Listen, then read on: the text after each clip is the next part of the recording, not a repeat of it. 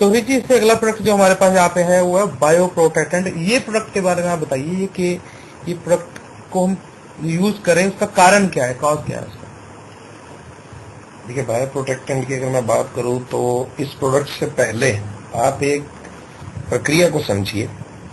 वो प्रक्रिया है ऑक्सीडेटिव स्ट्रेस।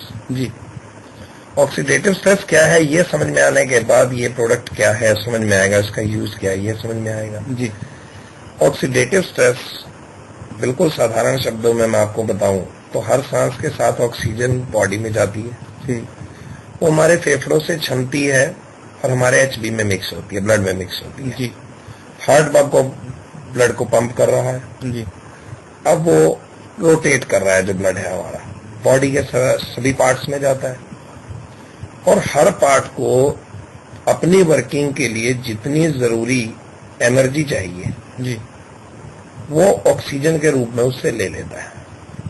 अब ऑक्सीजन जो है वो अपने आप में प्योर एनर्जी नहीं है, उसको भी आगे एनर्जी की फॉर्म में चेंज होना है अभी। तो वहां से ऑक्सीजन हमारे हर सेल में एंटर करती है। ये बात सभी लगभग जानते ही हैं कि हमारी बॉडी जो है सेल से मिलकर बनी है। बॉडी लगभग 10 लाख करोड़ सेल से मिलकर बनती है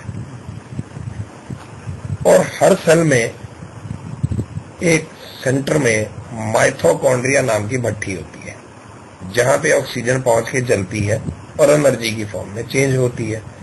वही एनर्जी हमारी बॉडी जो है वो यूटिलाइज करती है और हम सभी तरह के काम करने में सक्षम हो पाते हैं, चाहे चलना हो, देखना हो, सुनना हो, सोचना हो, सूंघना हो, इन सब के लिए एनर्जी की जरूरत है। तो एनर्जी अल्टरनेटिवली उसी ऑक्सीजन से आती है।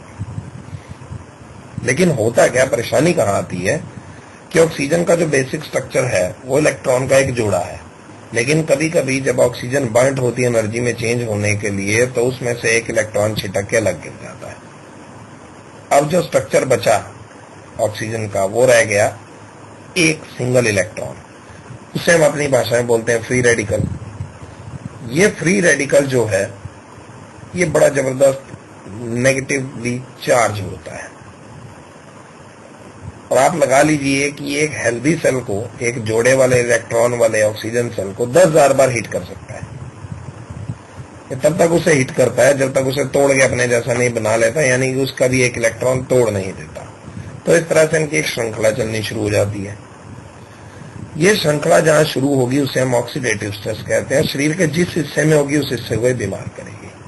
आंखों में हो गई तो मोतिया कर देगी, दिमाग में हो गई तो अधरंग कर देगी, पैरालिसिस, अल्जाइमर, ठीक है ना।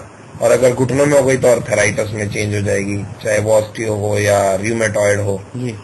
ऐसे अगर एक किडनी में हो गई तो रेनल फेलियर या रेनल डेफिशिएंसी कह लीजिए, वहां तक ले जाएगी। हार्ट में हुई तो क्लॉटिंग कर देगी, आर्टरीज को कड़ा कर देगी, हीमोसिस्टीन कर देगी। तो ये रीजन है कि ऑक्सीडेटिव स्ट्रेस जब तक नहीं होगी शरीर का हिस्सा बीमार नहीं होता। इवन कि हमारे स्किन का जो गलन है, जैसे जो स्किन में आप फर्क देखिए 14 साल और एक 80 साल के बुजुर्ग की स्किन में जो फर्क होगा, वो जो लटकन है, वो जो गलन है, वो भी ऑक्सीडेटिव स्ट्रेस का नतीजा है।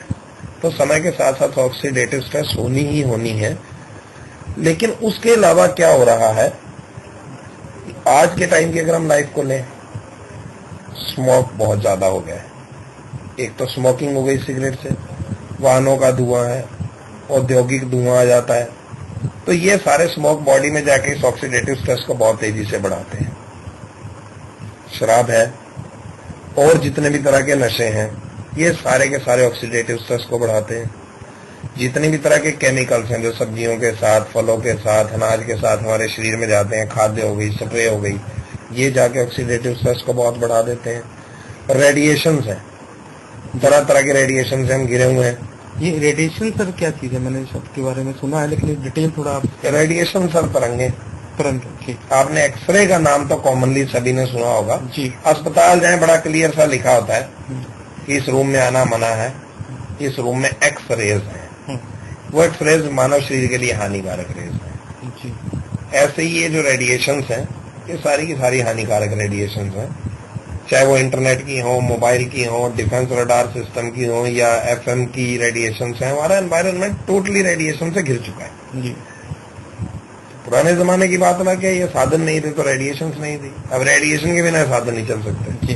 तो ये रेडिएशन है, ये हमारी बॉडी में ऑक्सीडेटिव स्ट्रेस बढ़ाती है। और जितनी भी तरह का और प्रदूषण भी आप जानते होंगे, पानी में जो केमिकल्स आते हैं ये भी बॉडी में जाके कहीं ना कहीं ऑक्सीडेटिव स्ट्रेस बढ़ाते हैं। बहुत ज्यादा व्यायाम करने से हमारी बॉडी खुद ब खुद भी ऑक्सीडेटिव स्ट्रेस में चली जाती है जी। जरूर से ज्यादा, जिसे कहते हैं फिजिकल फटीग, या जरूर से ज्यादा स्ट्रेस में चले जाने पे हो जाएगा। तो ये सारी प्रक्रिया जो है ऑक्सीडेटिव स्ट्रेस है। और लगभग जितनी भी क्रॉनिक डिजीजेज हैं, जानलेवा बीमारियां, खतरनाक बीमारियां जिन्हें अपनी भाषा में कहें, वो सारी की सारी ऑक्सीडेटिव स्ट्रेस से होती है। जी, ठीक है ना? ठीक है। और ये जो है सेल के स्तर पे नुकसान पहुंचाते हुए हमारे शरीर के किसी ऑर्गन को नुकसान पहुंचाती हैं, उसकी वर्किंग जो है उसमें खलल डालती हैं, डिस्टर्ब करती हैं उसकी वर्किंग को, और कहीं ना कहीं पूरा शरीर बीमारियों की चपेट में जाता है। इसको बहुत जो बड़ी बड़ी बीमारियां से आज हमारा समाज घिरा हुआ है, उसका मुख्य कारण जो है वो एंटीऑक्सीडेंट ना लेना है आपकी, अगर मैं जानता हाँ, ये कह लें कुछ लोग अपनी जानकारी से एंटीऑक्सीडेंट ले भी रहे हैं, हूं। लेकिन वो एंटीऑक्सीडेंट जो है शुद्ध नहीं है, जी पूरी मात्रा में नहीं है। जी वरना एंटीऑक्सीडेंट तो सब्जियां भी एंटीऑक्सीडेंट हैं, जी फल भी एंटीऑक्सीडेंट हैं, लेकिन उनमें कितने सारे केमिकल्स हमारी बॉडी में जाते हैं। फिर उनको हम ले भी कितना रेगुलर रहे हैं। जी बेसिकली तो हम जंक फूड या ब्रेड्स और इन चीजों के ऊपर हम ज्यादा डिपेंड हो गए हैं, तो ये एंटीऑक्सीडेंट प्रॉपर मात्रा में नहीं दे पाते। और जितने कुछ मिल भी रहे हैं वो भी फायदे के साथ साथ एक बहुत बड़ा हिस्सा नुकसान का भी लिए आ रहे हैं, क्योंकि उनमें केमिकल का एक्सपोजर बहुत ज्यादा है, शुद्ध मात्रा में नहीं। अशुद्धियां भी बहुत ज्यादा है। जी सर, इसका एक्शन एंड बेनिफिट्स क्या रहेगा इस प्रोडक्ट को अगर हम लेते हैं तो? एक्शन एंड बेनिफिट आप देखिए, सभी तरह की जानलेवा बीमारियां जो बड़ी हैं उनसे बचा सकता है। हमारी बॉडी की इम्यूनिटी बहुत ज्यादा स्ट्रांग कर देता है, जिससे सभी तरह के वायरल से, इन्फेक्शन से और बैक्टीरियल से जो मेजर अटैक्स हैं इनसे हम बच सकते हैं। ठीक। कुल मिला के अगर आप देखें तो हार्ट की सभी बीमारियां ऑक्सीडेटिव स्ट्रेस से हो रही हैं, किडनी की, लीवर की, मोटापा तक कंट्रोल हो सकता है। अगर पेनक्रियास में ऑक्सीडेटिव स्ट्रेस कंट्रोल कर लें तो हम डायबिटिक कंट्रोल कर सकते हैं। इसका इतना बड़ा रोल आपके ध्यान में? आप इसको बड़े एक आसान से एग्जाम्पल से समझ जाएंगे कि एक आदमी अगर 25 साल का है और दूसरा 35 साल का है, और दोनों को एक साथ हम अगर लेते हैं, मान लीजिए दोनों 25 साल के हैं, एक को हमने एंटीऑक्सीडेंट्स देने शुरू कर दिए, मान लीजिए बायोप्रोटेक्टेंट दे दिया, ठीक है। और दूसरे को हम नहीं दे रहे, तो अल्टरनेटिवली क्या होगा, अगर आप 10 साल बाद दोनों की बॉडी के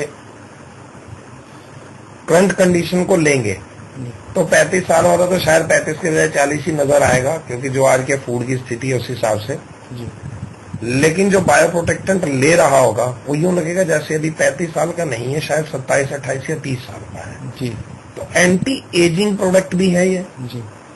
एजिंग का पता कहां से लगता है? स्किन की गलन से। वो ऑक्सीडेटिव स्ट्रेस से हो रही है। अंदर के जो वेरियस पार्ट्स हैं, हार्ट का फ्रैक्शन लेवल है, ये सारी चीजें टाइम टू टाइम गलन की वजह से डिस्टर्ब हो रही हैं। वो गलन तो हो नहीं रही। जितने फ्री रेडिकल बॉडी में गए हैं ये उनको या तो न्यूट्रलाइज करेगा या उनको बॉडी से बाहर का रास्ता दिखाएगा। बात है। तो इसका मतलब जो आज औरतें सुंदर दिखने के लिए लाखों करोड़ों रुपए जो कॉस्मेटिक्स पे यूज कर रही हैं, अगर वो इसका उपयोग शुरू कर दें तो वो भी क्या यंग दिखना शुरू हो जाएंगी?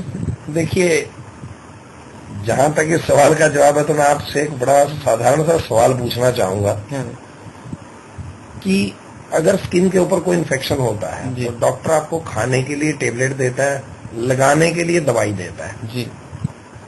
लगाने के लिए दवाई ना भी दे तो खाने के लिए अगर स्किन के ऊपर कोई एलर्जी हो जाती है तो सिर्फ टेबलेट भी दे देता है। जी। नॉर्मली कुछ साल हम सुनते आए हैं, सिट्रीजिन वगैरह वो डॉक्टर देता है कि एलर्जी ठीक हो जाएगी। जी। लेकिन आप एक चीज को सोच के देखिए कि अगर बॉडी के अंदर कुछ ऐसा इन्फेक्शन होता है जी। तो जब भी हम डॉक्टर के पास जाते हैं तो इन्फेक्शन की वजह से लूज मोशन लगते हैं, समथिंग, बहुत सारी डिजीजेज होते हैं जो नॉन है, तो क्या डॉक्टर आपको सिर्फ कोई ये क्रीम देता है इसे चेहरे पे लगा लीजिए तो ये ठीक हो जाएगा infection? Is it possible? No no no at all.